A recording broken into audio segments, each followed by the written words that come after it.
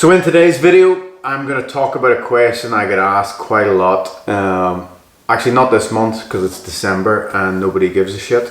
But definitely from January onwards, I get emailed this a lot or I get asked on social media.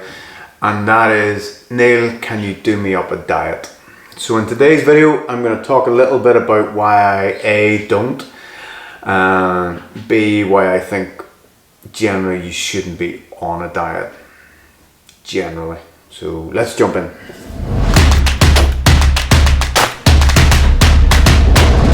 So straight off the bat, why I don't do diets. Number one, actually, the legalities of it. To write out a diet for someone, you're essentially prescribing a food plan.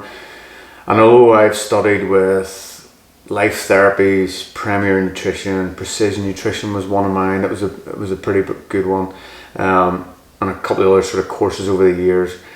While I can modify someone's food and tweak bits and bobs and try and generally improve how it affects their triage, which is the performance, body composition and health, actually writing out a diet for someone, you need to be a registered dietitian.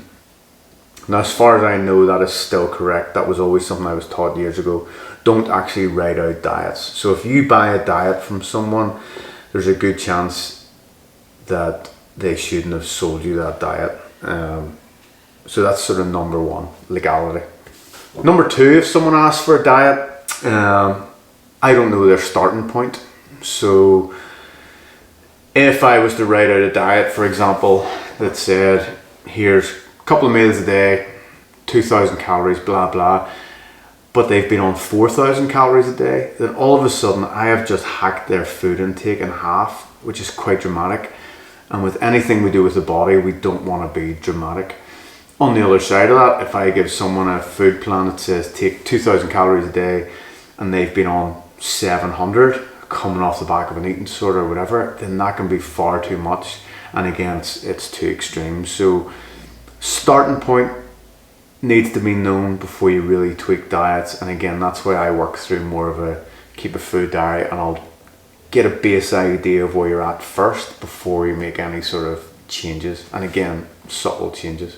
Three is the calculator. So some people say, like, and I've used calculators in the past. I actually wrote a diet thing years ago for people, and it included some calculators and some ideas. But the idea was always that calculators are just a rough idea, and you have to sort of not take them too seriously.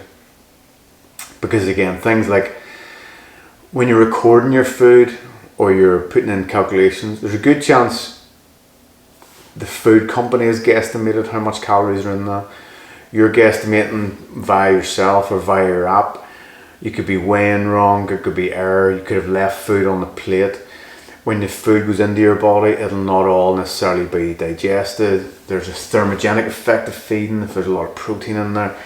There's so many variables come into food that doing a simple calculation doesn't always work either, bar the rough idea of roughness, but that's it.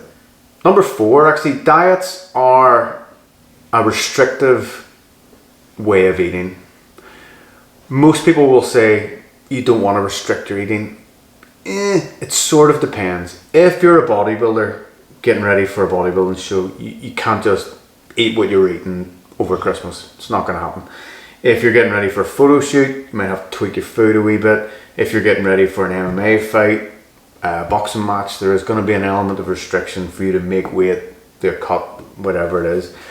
People who do these things, like the photo shoot, the bodybuilding show, whatever it is, will know that this is a short-term thing. I have to make a certain weight or I have to look a certain way for a short period of time, and they're well aware of that.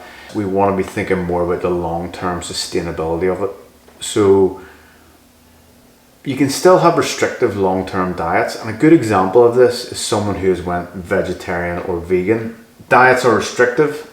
Generally, you want to have it where you can have as little restriction as possible in your food intake, but still meet your goals of improved body comp, health, and performance. Fifth aspect of diets is sort of coming into a bit of that again. A list of foods doesn't solve people's problems. And it's the same as doing up a program. I don't do programs for people because it's generally just a list of exercises, but there's no progressive overload, specificity. It's just a list of exercises. And diets are a bit like that, where it's a list of foods. Now again, if you get a chicken rice, steak and broccoli, fish and a rice cake meal plan off someone and do it 7 days a week, then you will get leaner over time, but it will be shit. You won't enjoy it, and it doesn't take into consideration the precision nutrition model, which is very good, which is the biopsychosocial model, where basically your food and how you modify your food has to take into consideration the biology side of it. Things like if your gut health's good, what's your DNA like, your genetics, nutrigenomics, if you've got Crohn's or IBS, or basically you as an actual physical being. From that, you have the social aspect of it, so how your nutrition plays into things like your work, working with your co-workers, your boss, other things like your family, your friends, your kids' nutrition. You know, you don't want to be eating chicken and rice while your kids are having their meal and your husband or wife's having their meal.